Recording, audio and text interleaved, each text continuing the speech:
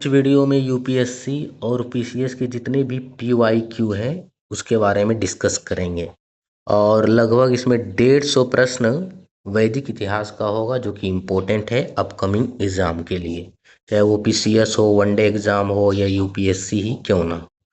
तो पहला प्रश्न है कि ऋग्वेद की देवियों के बारे में निम्नलिखित में से कौन सा कथन सही है। उषस अस्वस्थता से मुक्ति का प्रतीक है। सीनी वाली संतान प्रदान करती है। अदिति उषा काल की देवी है।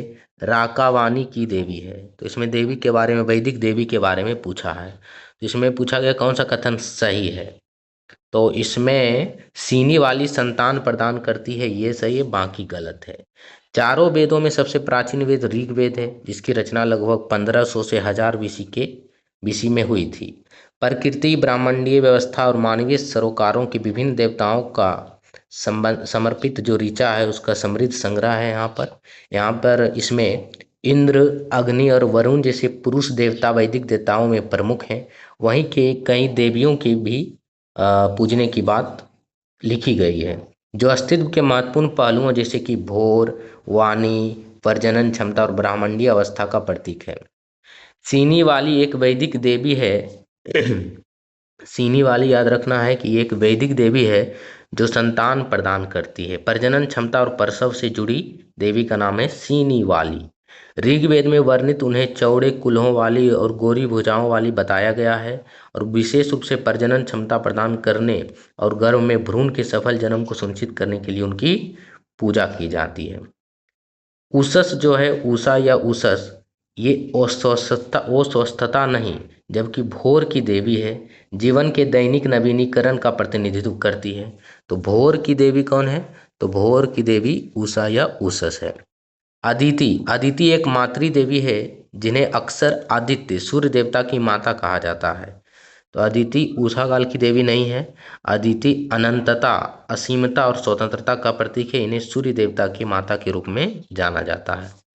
राका वाणी की देवी नहीं है। राका एक चंद्र देवी है जो पूर्णिमा और प्रजनन क्षमता से जुड़ी होती है। तो राका भी एक चंद्र देवी है जो पूर्णिमा और प्रजनन क्षमता से जुड़ी है। तो इसमें कथन बी सही है कि सीनी वाली संतान प्रदान करती है।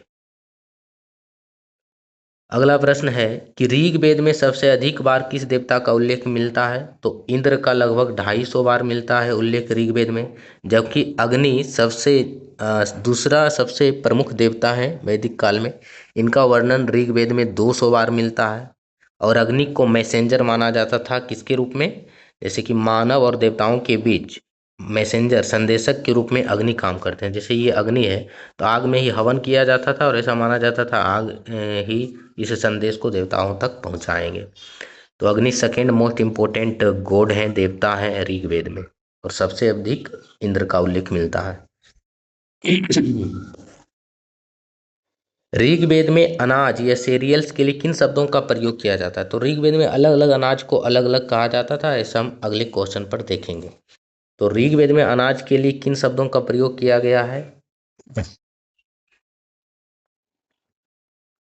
ऋग्वेद में अनाज के लिए किस शब्द का प्रयोग किया गया? गोधूम और व्रीहि, यव और धान्य, तिल और खल, प्रियंगी और श्यामक। तो यव और धान्य का प्रयोग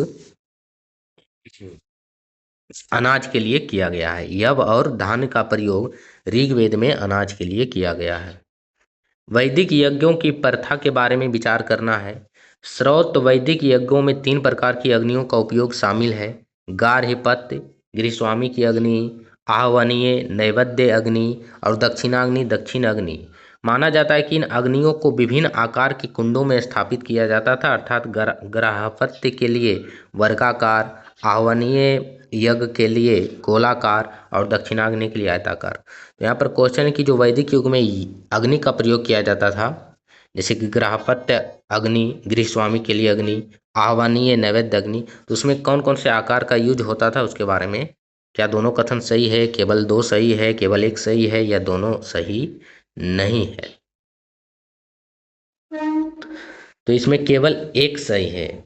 यज्ञ शब्द यज्ञ धातु से बना है संस्कृत में, जिसका अर्थ होता है पूजा करना। यज्ञ शब्द यज धातु से बना है, जिसका अर्थ होता है पूजा करना, त्याग करना या प्रदान करना। इसका तात्पर्य देवताओं को आहुति देना है और इसे देवता के प्रति द्रव्य का त्याग माना जाता है। होम विधिवत रूप से पवित्र गृह अग्नि में घी डालने की क्रिया है। कथन एक सही है, क्योंकि स्रोत स्रोत मतलब वैदिक यज्ञों में 3 पवित्र अग्नि का प्रयोग किया जाता था। गार्हपत्य गार्हपत्य गृहस्थ की अग्नि सदैव जलती हुई। आह्वनीय दिव्य आहुति के लिए जो अग्नि दिया जाता था उसको आह्वनीय कहा जाता है। दक्षिणाग्नि दक्षिण अग्नि जो पूर्वजों से जुड़ी है। ये जटिल वैदिक अनुष्ठानों का आधार थी। कथन दो सही नहीं है, क्योंकि अग्नि वेदियों के आकार अलग अलग थे। जैसे कि इसमें यहाँ पर लिखा गया है गार्हपत्य के लिए वर्गाकार, तो गलत है। तो गार्हपत्य अग्नि वेदी के लिए वृत्ताकार शेप का यूज किया जाता था, नहीं सर्कुलर शेप का यूज किया जाता था, वर्गाकार नहीं, इसलिए गलत हो गया। आह्वनीय के लिए वर्गाकार यूज होता था, गोलाकार नहीं यूज होता था, इसलिए ये भी गलत हो गया। और दक्षिणाग्नि के लिए अर्धवृत्ताकार का यूज होता है, इसलिए ये भी गलत है। तो कथन 2 गलत है, 1 सही है। यानी 3 प्रकार का यज्ञ किया जाता था अग्नि: ग्राहपत्य, आह्वनीय और दक्षिणाग्नि। ग्राहपत्य मतलब गृह स्वामी की अग्नि जो हमेशा जलती रहती थी। आह्वनीय यानी कि नैवेद्य अग्नि जिसे दिव्य आहुति के लिए माना जाता है। दक्षिणाग्नि यानी दक्षिण अग्नि जो पूर्वजों से जुड़ी होती थी। केवल 1 सही है। अगला प्रश्न है सूची 1 को सूची 2 से। यहाँ पर नदी का वैदिक नाम, ये बहुत इंपॉर्टेंट है, बहुत एग्जाम में ये पूछा गया है। तो यहाँ पर याद रखना आस्कनी है जो, वो चेनाब नदी को कहा जाता है, यानी कि बी का 1 मिल जाएगा, बी का 1। तो बी का 1 इसमें है और इसमें, यही दोनों में से आंसर होगा। बितस्ता झेलम को कहा जाता है, यानी सी का डी मिल जाएगा। सी का डी किसमें है? सी का 4, सी का 4 इसमें है और इसमें भी है, यही दोनों में से होगा। परसुनी रावी नदी को कहा जाता है, डी का 3 हो जाएगा। डी का 3 किसमें है? तो इसमें है। तो फाइनल आंसर बी हो जाएगा। फाइनल आंसर जो दृशदती नदी है, वैदिक नदी दृशदती, उसका नाम है चौटांग नदी। तो ये ए का 2 हो जाएगा। आस्कनी चेनाब नदी को कहा जाता है, और जो चौटांग नदी है वो हरियाणा की एक मौसमी नदी है। चेनाब नदी पंजाब की 5 नदियों में से एक है। ऋग्वैदिक ऋचाओं में पवित्र सप्त सिंधु क्षेत्र का हिस्सा था। बितस्ता नदी झेलम नदी को कहा जाता है, जो कि वेरीनाग कश्मीर से निकलती है और कश्मीर घाटी से होकर बहती हुई स्थानीय परंपराओं में इसका नाम संरक्षित है। परसुनी नदी रावी नदी को कहा जाता है, जहाँ पर 10 राजाओं का युद्ध हुआ था।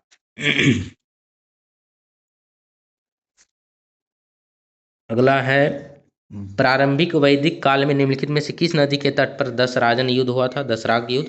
तो ये हुआ था परसुनी या रावी नदी के किनारे। तो इस युद्ध में क्या हुआ था? एक भरत जन के कबीले थे, राजा सुदास, और 10 जन के कबीले के राजा हेड के बीच हुआ था, जिसमें भरत जन के जो हेड थे सुदास, उनकी सहायता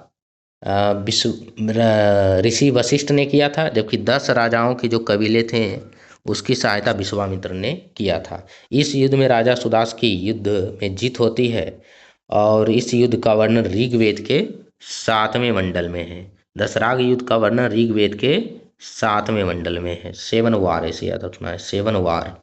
तो 7 ऋग्वेद का जो 7वां मंडल है उसमें युद्ध का वर्णन है। कौन सा युद्ध? दसराग युद्ध का वर्णन, जो भरत कबीले के हेड राजा सुदास और 10 कबीले के हेड के बीच हुआ था, जिसमें राजा सुदास की जीत हुई थी। निम्नलिखित में से किस एक को मौर्य पूर्व काल में 16 महाजनपदों में से सूचीबद्ध नहीं किया गया है? तो 16 महाजनपद में कौन सा नहीं था? तो कलिंग इसमें हो जाएगा आंसर, क्योंकि 16 महाजनपद शक्तिशाली राज्य गणा था, जो 6ठी शताब्दी ईसा पूर्व के दौरान उत्तरी और मध्य भारत में था। और ऐसा वर्णन अंगुत्तर निकाय, जो कि एक बौद्ध ग्रंथ है, उसमें मिलता है 16 महाजनपद का उल्लेख। कलिंग वास्तव में एक शक्तिशाली और ऐतिहासिक रूप से महत्वपूर्ण राज्य था। विशेष रूप से अशोक के कलिंग युद्ध में इसका उल्लेख किया गया, लेकिन यह बौद्ध ग्रंथ में पाए जाने वाले 16 महाजनपद की सूची में नहीं है। तो बाकी है महाजनपद, कलिंग महाजनपद नहीं है। इसमें आपको कमेंट करके बताना है कि बिहार और यूपी में कितने कितने महाजनपद हैं और उसकी राजधानी कौन कौन सी है। ऋग्वेद काल में निष्क शब्द का प्रयोग, ऋग्वेद काल में निष्क शब्द का प्रयोग एक आभूषण के लिए होता था, किंतु परवर्ती काल में उसका प्रयोग इस अर्थ में हुआ। तो यहाँ पर प्रश्न है कि ऋग्वेद काल में निष्क का प्रयोग आभूषण के लिए किया जाता था, ज्वेलरी के लिए। बाद में इसका प्रयोग किसके लिए हुआ? तो सिक्का या मुद्रा की यूनिट के रूप में इसका प्रयोग होने लगा था। ऋग्वेद काल में जनता निम्नलिखित में से मुख्यतः किसमें विश्वास करती थी? मूर्ति पूजा, एकेश्वरवाद, देवी पूजा या बलि और कर्मकांड। तो ऋग्वेद काल में बलि और कर्मकांड पर विश्वास करती थी। प्राचीन काल में आर्यों के जीविकोपार्जन का मुख्य साधन क्या था? कृषि, शिकार, शिल्पकर्म में या व्यापार। तो प्राचीन काल में था कृषि, खासकर वैदिक युग में। क्वेश्चन नंबर 4, वैदिक युग में प्रचलित लोकप्रिय शासन प्रणाली थी, कौन सी प्रणाली थी? तो वंश परंपरागत राजतंत्र, यानी कि एक राजा का बेटा ही फिर राजा बनता था। वंश परंपरागत राजतंत्र था वैदिक युग में शासन प्रणाली।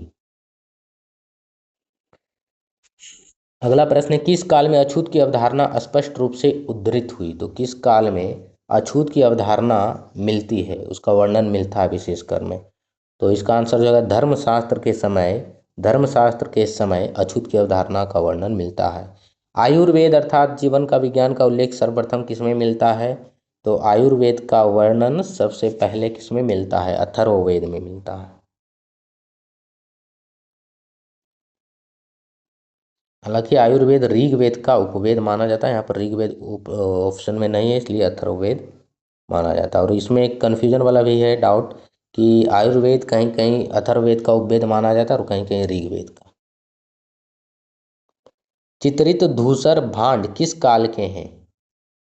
चित्रित धूसर पेंटेड जो ग्रे पोटरी होता था, बर्तन, चित्रित भूरा रंग का भांड मतलब बर्तन, किस काल के हैं? तो इसका आंसर हो जाएगा वैदिक काल के। चित्रित धूसर भांड किस काल के हैं? वैदिक काल के। जो पेंटेड ग्रे पोटरी होता था बर्तन, वो वैदिक काल के हैं। वैदिक युगीन सभा कैसी थी? वैदिक युगीन सभा, एक सभा होता था, एक समिति सभा होती थी, गांव के जो श्रेष्ठ लोग हैं उनका ग्रुप, और समिति में जनरल पीपल, कॉमन मैन भी रह सकते थे। आम जनता की सभा को समिति कहा जाता था। तो वैदिक युगीन सभा कैसी थी? गांव के व्यावसायिक लोगों की संस्था थी, मंत्री परिषद थी, राज दरबार था, राज्य के समस्त लोगों की एक राष्ट्रीय सभा थी। तो क्या थी ये राज्य के समस्त मंत्री परिषद थी। क्या थी? एक मंत्री परिषद। वैदिक युगीन सभा एक मंत्री परिषद थी जिसमें श्रेष्ठ लोग आते थे। निम्नलिखित में से कौन सी प्रथा चतुष्ट वेदोत्तर काल में प्रचलित हुई है? तो इसमें चतुष्ट वेदोत्तर यानी कि उत्तर वैदिक काल में धर्म, अर्थ, काम, मोक्ष भी आया है, ब्राह्मण, क्षत्रिय, वैश्य और शूद्र भी आया है। तो दोनों इसका आंसर हो सकता है। ब्राह्मण, क्षत्रिय, वैश्य और शूद्र, और धर्म, अर्थ, काम, मोक्ष दोनों चतुष्ट वेदोत्तर काल में ही प्रचलित हुई है। निम्नलिखित में से कौन सी वह ब्रह्मवादिनी थी जिसने कुछ वेद मंत्रों की रचना की? कौन सी विदुषी थी जिसने कुछ वेद मंत्रों की रचना की है? तो इसका आंसर हो जाएगा लोपामुद्रा। लोपामुद्रा एक ऐसी ब्रह्मवादिनी थी जिसने वैदिक मंत्रों की कुछ रचना की है। ऋग्वेद संहिता का 9वां मंडल किसको समर्पित है? तो 9वां मंडल समर्पित है सोम और इस पे पर नामांकित देवता, सोम देवता, जो कि सोम एक पे था, पादप पे। आरंभिक वैदिक साहित्य में सर्वाधिक वर्णित नदी कौन सी है? तो सबसे अधिक वर्णित नदी है सिंधु नदी। और सबसे पवित्र नदी पूछा जाएगा तो सरस्वती होगा। सबसे अधिक बार उल्लेख सिंधु नदी का किया गया है। बोगाज कोई महत्वपूर्ण है क्योंकि यह मध्य एशिया और तिब्बत के मध्य गलत है, यहाँ से प्राप्त अभिलेख में ये सही है। बोगाज कोई अभिलेख में वैदिक देवता और देवियों का नाम का वर्णन मिलता है, इसलिए ये महत्वपूर्ण माना जाता है। निम्नलिखित में से किसने आर्यों के आदि देश के बारे में कहा था? किसने कहा था कि आर्य के आदि देश से आए हैं? तो बाल गंगाधर तिलक ने ऐसा स्टेटमेंट दिया था। प्राचीन भारतीय समाज के प्रसंग में निम्नलिखित शब्दों में कौन सा शब्द शेष तीन के वर्ग का नहीं है? कुल, वंश, कोश, गोत्र। कोश नहीं है, कुल, वंश और ये सब तो यूनिट है। कुल था, और उसके बाद फिर वंश था, विष आता है, फिर गोत्र, तो ये सब है इससे संबंधित है, जबकि कोश एक फंड से रिलेटेड है। प्रसिद्ध 10 राजाओं का युद्ध किस नदी के तट पर हुआ था? तो परुस्नी या रावी नदी के किनारे। निम्नलिखित में से किसका संकलन ऋग्वेद पर आधारित है? तो किसका संकलन ऋग्वेद पर आधारित है? ऋग्वेद के आधार पर। तो इसका आंसर हो जाएगा सामवेद। सामवेद का संकलन, सामवेद को म्यूजिक, वैदिक म्यूजिक भी कहा जाता है, इसमें म्यूजिक संगीत के बारे में चर्चा मिलती है, तो ये ऋग्वेद पर आधारित है। ऋग्वेद का कौन सा मंडल पूर्णतः सोम को समर्पित है? तो 9वां मंडल सोम को समर्पित है। अद्यतन उत्खनन के साक्ष्य के अनुसार भारत के किस स्थान की खुदाई लौह धातु के प्रचलन के प्राचीनतम प्रमाण है? तो राजा नल का टीला हो जाएगा इसका आंसर, राजा नल का टीला।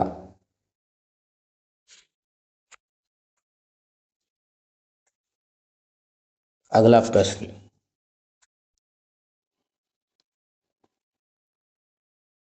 उपनिषदों का मुख्य विषय क्या है? तो दर्शन है उपनिषद का मुख्य, उपनिषद जो वेदांत है उसका मुख्य विषय क्या है? दर्शन, फिलोसफी। क्लासिकीय संस्कृति में आर्य शब्द का क्या अर्थ होता है? आर्य शब्द का अर्थ होता है किसी एक उत्तम व्यक्ति से जो खासकर भाषा उनका श्रेष्ठ होना चाहिए, लैंग्वेज श्रेष्ठ होना चाहिए, सुपरियर, तो उसको आर्य कहा जाता है। एक उत्तम व्यक्ति हो जाएगा आंसर। आर्य शब्द इंगित करता है तो श्रेष्ठ वंश को होगा या भाषा समूह को होगा? तो इसका आंसर हो जाएगा श्रेष्ठ समूह को, जो सभी में श्रेष्ठ है वही आर्य है। सुमेलित करना है, किस वेद में किसका वर्णन है? तो साम वेद है संगीत, 100 से साम वेद और 100 से संगीत, इसको डी का 4 हो जाएगा। यजुर्वेद में यज्ञ वगैरह का वर्णन है, यजुर्वेद में यज्ञ बलिदान विधि का वर्णन है, यज्ञ और बलिदान विधि का, तो यजुर्वेद होना चाहिए 2।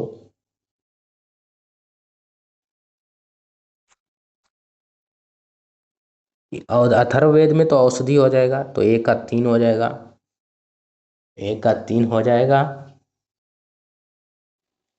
ऋग्वेद ईश्वर की महिमा है, क्योंकि इसमें ईश्वर का जो प्रार्थना है, हिम्स वगैरह लिखा गया है, ईश्वर का प्रार्थना लिखा गया है।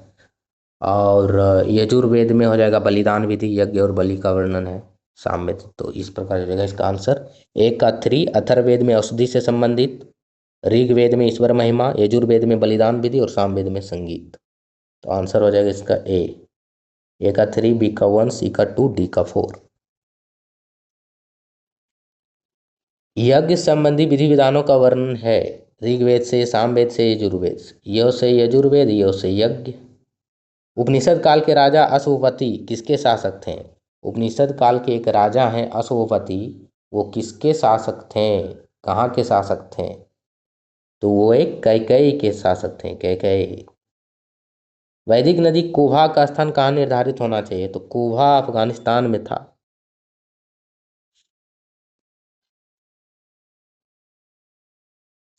कुभा नदी अफगानिस्तान में है, काबुल नदी जिसे कहा जाता है। सर्वाधिक ऋग्वैदिक सूक्त समर्पित हैं, तो इंद्र को समर्पित हैं 250 सूक्त लगभग। 800 से 250 बार उल्लेख मिलता है ऋग्वेद में। 800 से 600 बीसी पूर्व का काल किस युग से जुड़ा है? 800 से 600 बीसी का काल किस काल से जुड़ा है? तो ब्राह्मण युग हो जाएगा, 800 से 600 बीसी ब्राह्मण युग। निम्नलिखित में से किस एक वैदिक साहित्य में मोक्ष की चर्चा मिलती है? तो उपनिषद होना चाहिए, क्योंकि वो उसमें फिलोसफी वगैरह है, तो उसमें भी मोक्ष होगा। सूची 1 को सूची 2 से मिलाना है, तो इसमें भी वर्णन है। ऋग्वेद दो तंत्र मंत्र वशीकरण है, तो ये अथर्ववेद में हो जाएगा, डी का 3। स्रोत और प्रार्थनाएं ये ऋग्वेद में है, तो 1 का 4। यजुर्वेद में यज्ञ वगैरह है, कर्मकांड, तो बी का 2। सामवेद में संगीत है, तो 1 का 4, 1 का 4 किस में है? 2 ऑप्शन में है।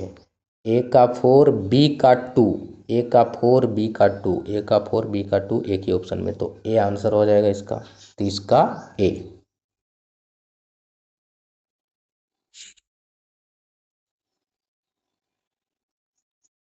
क्वेश्चन नंबर 31, उपनिषद पुस्तकें हैं धर्म पर, योग पर, विधि पर, दर्शन पर, फिलोसफी पर आधारित है वेदांत या उपनिषद। इतिहासकार इस पर एक मत है कि वैदिक युग पहले प्रारंभ हुआ था। किस पर एक मत है इतिहासकारों का?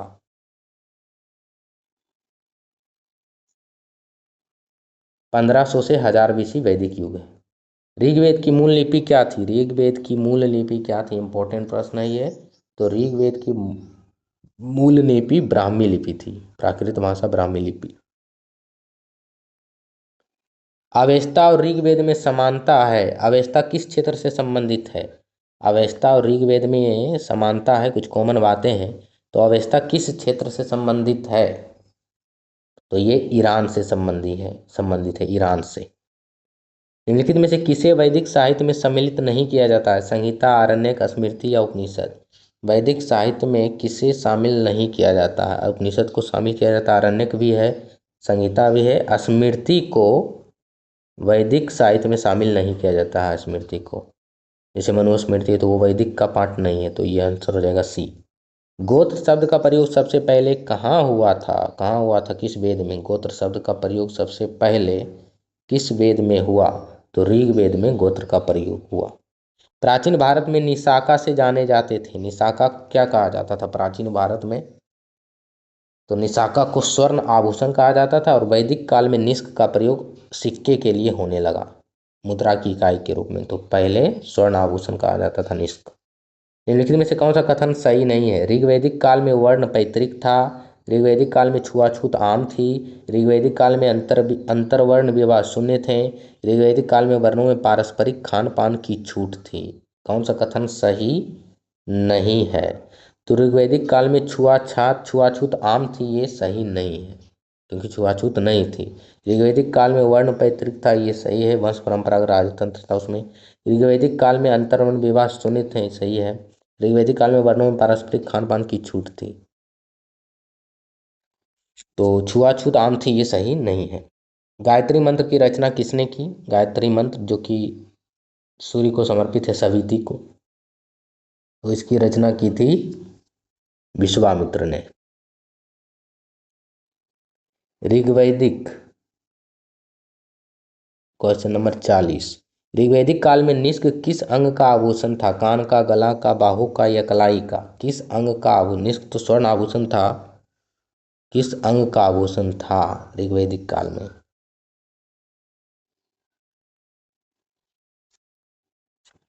तो गला का था, ये गले का हार होगा।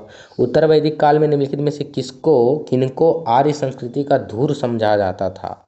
आर्य संस्कृति का धूरी किसको समझा जाता था?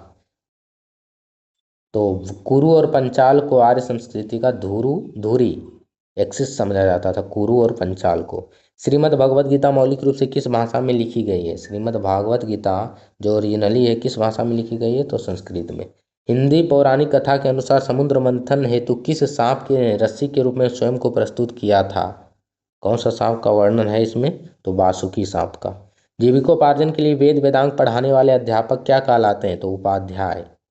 जीविकोपार्जन के लिए जो पठन पाठन करवाते थे वेद वगैरह का, उसको उपाध्याय कहा जाता था। जिस ग्रंथ में पुरुष मेध का उल्लेख है वह है? कौन सा ग्रंथ में पुरुष मेध का उल्लेख है? तो शतपथ ब्राह्मण में पुरुष वेद का उल्लेख है। ऋग्वेद में उल्लेखित प्रसिद्ध 10 राजाओं का युद्ध किस नदी के किनारे हुआ? तो परुशनी या रावी नदी के किनारे। Question number 47। निम्नलिखित में से किस नदी को ऋग्वेद में माते तमा, देवी तमा या नदी तमा कहा गया? तो सरस्वती। नदी तमा मतलब पवित्र, नदियों में पवित्र, तो सरस्वती को पवित्र नदी कहा गया है। सिंधु नदी का उल्लेख सर्वाधिक बार हुआ है, पवित्र नदी है सरस्वती। ऋग्वेद में उल्लेखित यव शब्द किस कृषि, यव का जो प्रयोग है वो किस अनाज के लिए किया जाता? तो जौ के लिए यव का प्रयोग किया जाता था, जौ के लिए यव। निम्नलिखित में से पूर्व वैदिक आर्यों का सर्वाधिक लोकप्रिय देवता कौन थे? तो पूर्व वैदिक काल में इंद्र और फिर उत्तर वैदिक काल में प्रजापति हो गए थे। उत्तर वैदिक काल में स्त्रियों की दशा के संबंध में कौन सा कथन गलत है?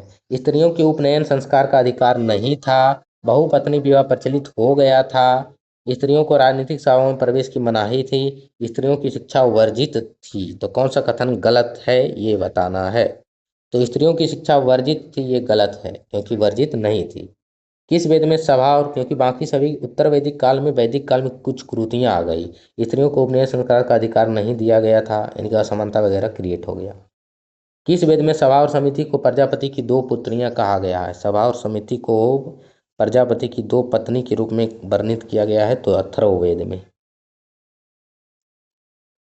उस जनजाति का नाम बताइए जो ऋग्वैदिक आर्यों के पंचजन से संबंधित नहीं है। यदु, पुरु, यानी जो 5 जन है उसमें यदु, पुरु, तुर्वस, कीकट, इसमें से कौन शामिल नहीं था? तो कीकट पंचजन में शामिल नहीं था। Important question.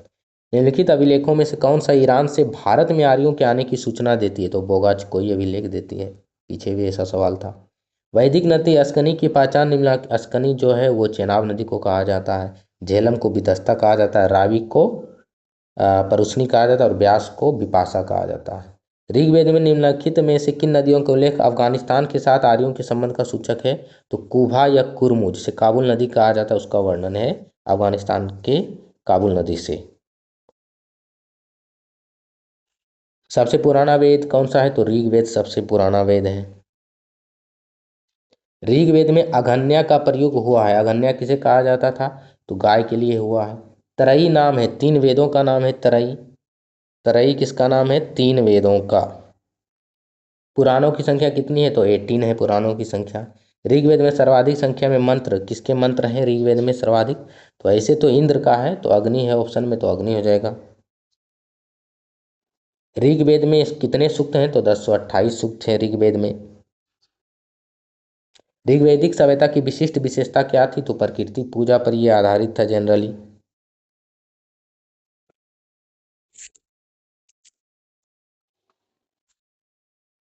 धर्म तथा रीत भारत की प्राचीन वैदिक सभ्यता के केंद्रीय विचार को चित्रित करते हैं। इस संदर्भ में विचार करना है। धर्म व्यक्ति के दायित्व और स्वयं तथा दूसरों के प्रति व्यक्तिगत कर्तव्यों की संकल्पना थी। रीत मूलभूत नैतिक विधान था जो सृष्टि और उसमें अंतर्निहित सारे तत्वों के क्रियाकलाप को समझ। कौन से कथन इसमें बताना है सही है?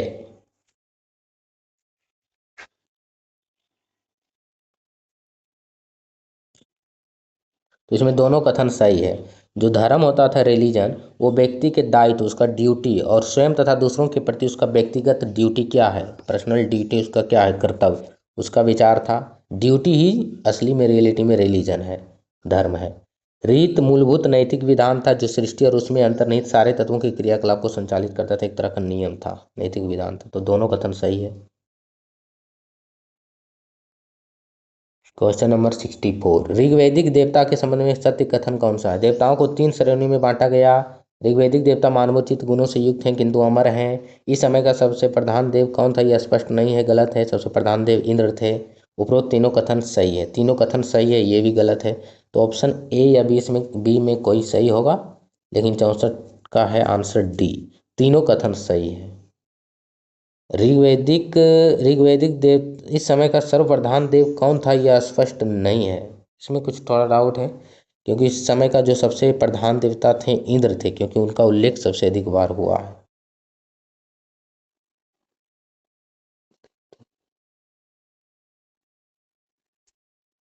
तो इसका आंसर है उपरोक्त तीनों कथन सही है, लेकिन डाउट है, क्योंकि सबसे प्रमुख देवता तो इसमें इंद्र है ऋग्वैदिक काल में। निम्नलिखित 4 वेदों में से किस एक में जादुई माया और वशीकरण का वर्णन है?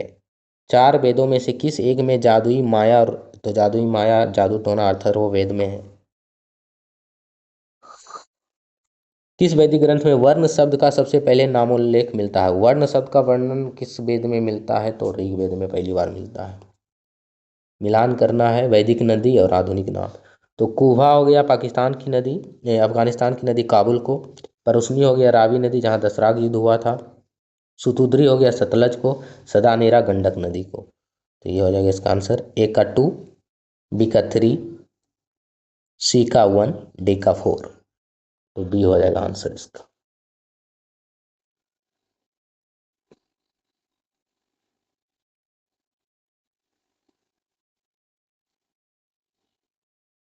पूर्व वैदिक आर्यों का धर्म प्रमुखता था। तो पूर्व वैदिक आर्यों का धर्म क्या था? प्रकृति पूजा और भक्ति, या प्रकृति पूजा और यज्ञ? प्रकृति पूजा और यज्ञ होना चाहिए। निम्नलिखित वैदिक देवताओं में से किसे उनका पुरोहित माना जाता था? तो बृहस्पति को पुरोहित माना जाता था, पुजारी के रूप में। मिलान करना है फिर।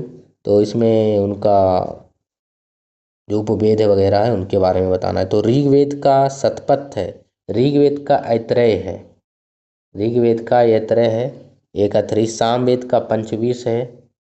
अथर्ववेद का गोपथ है, अथर्ववेद गोपथ। इसको कैसे याद रखते हैं? गाय को जब बेचा जाता है तो अर्थ मिलता है, अर्थ मतलब धन मिलता है, तो गोपथ हो गया। गोपथ गोपथ अथर्ववेद में, ऐसे याद रख सकते हैं। यजुर्वेद में शतपथ है। गायत्री मंत्र के नाम से प्रसिद्ध मंत्र सबसे पहले किस ग्रंथ में मिलता है? तो ऋग्वेद में मिलता है, जिसकी रचना विश्वामित्र ने की थी।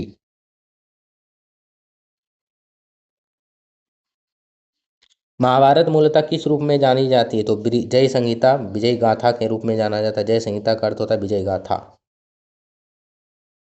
सत्यमेव जयते शब्द कहाँ से लिया गया? तो मुंडकोपनिषद से लिया गया है, मुंडकोपनिषद से। बृहदारण्यक उपनिषद में जनक की सभा में याज्ञवल्क्य से दार्शनिक संवाद किसका हुआ है? तो याज्ञवल्क्य और गार्गी के बीच वो डिबेट हुआ है, जिसका वर्णन बृहदारण्यक उपनिषद में किया गया है। उसमें दो प्रश्न पूछे जाते हैं इसी कैटेगरी में। पहला पूछा जाएगा कि याज्ञवल्क्य और गार्गी का संवाद किस उपनिषद में वर्णित है? तो बृहदारण्यक उपनिषद। या तो पूछा जाएगा बृहदारण्यक उपनिषद में जनक की सभा में याज्ञवल्क्य से दार्शनिक संवाद किसने किया, कौन सा विदुषी? तो गार्गी ने किया था। वैदिक कर्मकांड में होता का संबंध क्या था? वैदिक कर्म ऋग्वेद से। ऋग्वेद के जो पठन पाठन करने वाले थे, उद्गात करने वाले, उसको होता कहा जाता, होत्री, होत्री या होता। ऋग्वैदिक धर्म था बहुदेववादी, एकेश्वरवादी, अद्वैतवादी, निवृत्त मार्गी। तो ऋग्वेद में बहुत सारे देवी देवता का उल्लेख मिलता है, जैसे अग्नि हो गया, इंद्र हो गया और उषा हो गया, बहुत सारे देवता हैं। तो इसलिए ये बहुदेववादी होना चाहिए। निम्नलिखित में से वैदिक साहित्य का क्रम, सही क्रम बताना है, क्या सही क्रम है? तो उपनिषद तो सबसे लास्ट में आया था। वैदिक संहिता के बाद आना चाहिए ब्राह्मण, ब्राह्मण के बाद आरण्यक और उपनिषद। ए राइट आंसर होना चाहिए। वैदिक संहिता, ब्राह्मण, आरण्यक, उपनिषद। गोपथ ब्राह्मण संबंधित है, तो गोपथ अथर्ववेद से संबंधित है। गो को बेचा जाता है तो अर्थ कमाया जाता है, अर्थ मतलब मनी कमाया जाता है, तो गोपथ ऐसे याद रख सकते हैं, अथर्ववेद से संबंधित है। वर्ण व्यवस्था से संबंधित पुरुष सूक्त मूलतः कहाँ पाए जाते हैं, किसका कहाँ वर्णन है पुरुष सूक्त का? तो पुरुष सूक्त का वर्णन है ऋग्वेद के 10वें मंडल में। शतपथ ब्राह्मण में उल्लेखित राजा विदेथ माधव किससे संबंधित है? तो विदेथ माधव किससे संबंधित हैं? तो ऋषि गौतम राहुगण से। ऋषि गौतम राहुगण से संबंधित हैं विदेथ माधव। सर्ग प्रतिसर्ग वंश मनवंतर और वंशानुचरित संकेतक हैं, किसके संकेतक हैं? वेद के, पुराण के, उपनिषद के या शूद्र? किसमें सर्ग प्रतिसर्ग वगैरह का वर्णन मिलता है? तो पुराणों में ऐसा वर्णन मिलता है।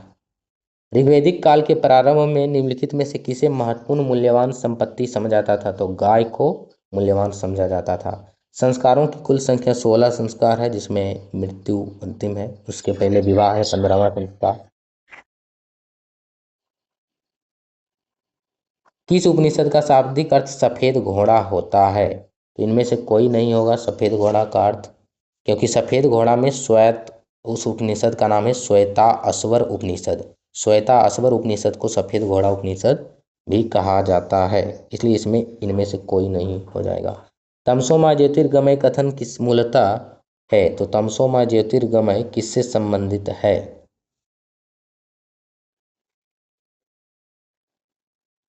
उपनिषद का है ये। भक्ति की अवधारणा पहली बार कहाँ अभिव्यक्त हुई? तो भक्ति की अवधारणा सबसे पहली बार सफेद घोड़ा उपनिषद या श्वेता अस्वर उपनिषद में मिलती है। ऋग्वैदिक जनसभा जो न्यायिक कार्यों से संबंधित थी उसको क्या कहा जाता था? ऋग्वैदिक जनसभा जो न्यायिक काम से संबंधित था उसको कहा जाता था सभा, जो कि श्रेष्ठ लोगों की सभा थी, ग्रुप थी। सत्यकाम जावाल की कथा जो अनब्याही माँ होने के लांछन का चुनौती देती है, तो सत्यकाम जावाल की जो कहानी उसका वर्णन किस उपनिषद में किया गया? वेरी वेरी इंपॉर्टेंट है, तो इसका आंसर हो जाएगा छांदोग्य उपनिषद में इसका वर्णन किया गया है। सत्यकाम जावाल की कहानी का वर्णन जावाल उपनिषद में नहीं, छांदोग्य उपनिषद में वर्णित है। 14वीं सदी ईस्वी पूर्व का एक अभिलेख जिसमें देवताओं का वर्णन है, कहाँ से प्राप्त हुआ है? तो ये बोगाज कोई से प्राप्त हुआ है। भारतीय संस्कृति के अंतर्गत रीत का अर्थ क्या होता है? तो एक वैधानिक नियम था, तो रीत का अर्थ हो जाएगा एक प्राकृतिक नियम, नेचुरल लॉ, स्वाभाविक नियम ही रीत कहलाता है। रीत ऋग्वेद है स्रोतों का संकलन, युद्ध का ग्रंथ, तो स्रोतों का संकलन, इसमें बहुत सारे प्रार्थना है, देवी देवी देवताओं का महिमा का गुणगान किया गया प्रार्थना के रूप में। क्वेश्चन नंबर 92 में है वैदिक सभ्यता की क्या विशेषता नहीं थी? बहुविवाह, नगरीय जीवन, कृषि। तो नगरीय जीवन इसका होना चाहिए राइट आंसर। नगरीय जीवन नहीं था, इसमें कृषि जीवन था, ग्रामीण। निम्नलिखित में से कौन सा ब्राह्मण ग्रंथ ऋग्वेद से संबंधित है? तो कौन सा ब्राह्मण ग्रंथ ऋग्वेद से संबंधित है?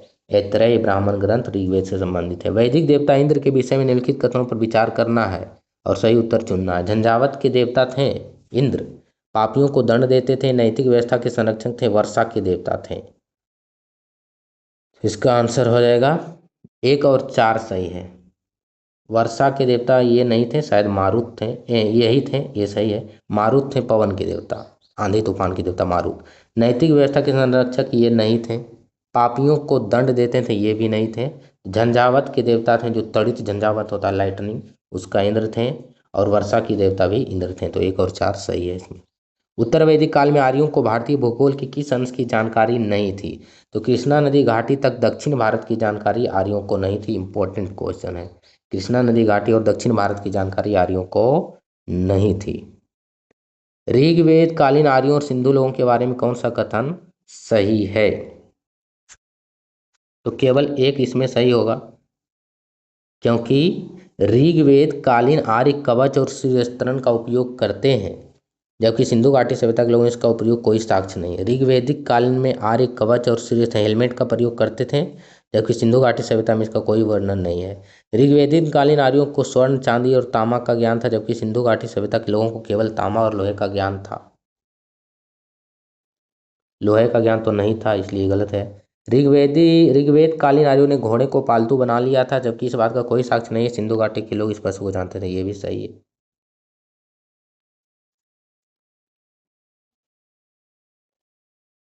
तो इसमें केवल एक कथन सही होना चाहिए।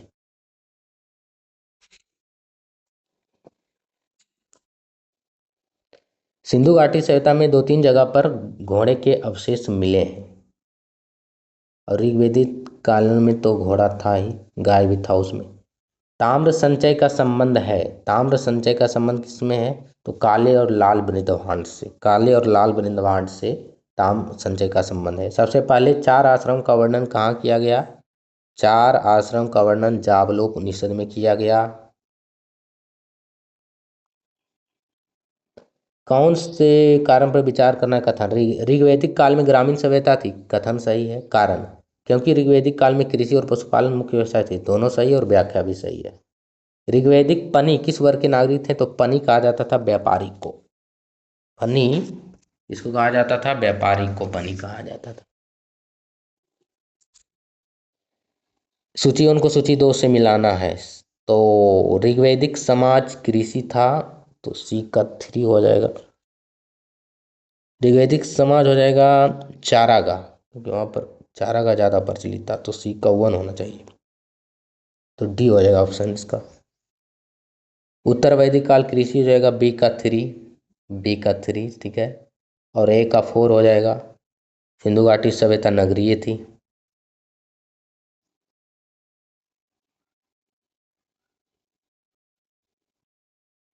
सूची 1 को सूची 2 से मिलाना है।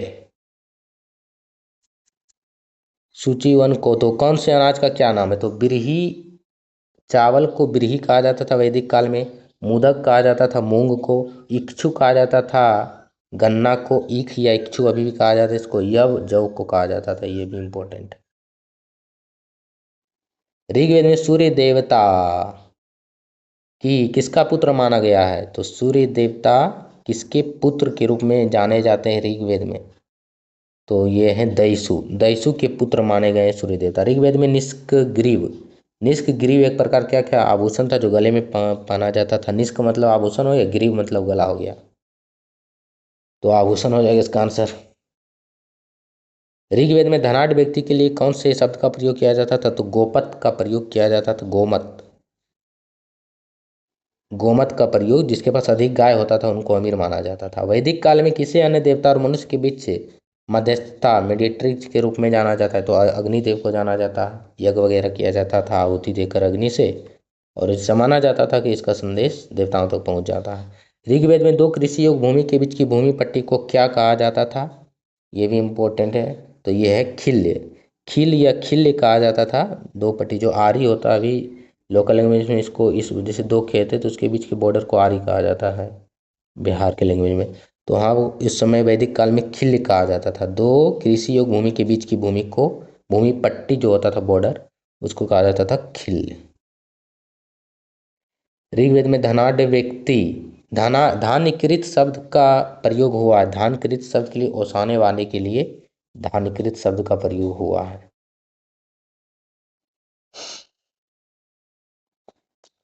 लास्ट प्रश्न है कि वैदिक कालीन प्रशासन में भागदूह कौन अधिकारी होता था? तो भागदूह राजस्व कर जमा करने वाला कलेक्टर जो अभी है उसकी तुलना भागदूह से की जा सकती है। कलेक्ट करना, राजस्व कर को कलेक्ट करने वाला भागदूह कहते हैं। तो ऐसे ही मोर MCQ के लिए आप अल्टीमेट एस्पायरेंट को फॉलो कर सकते हैं।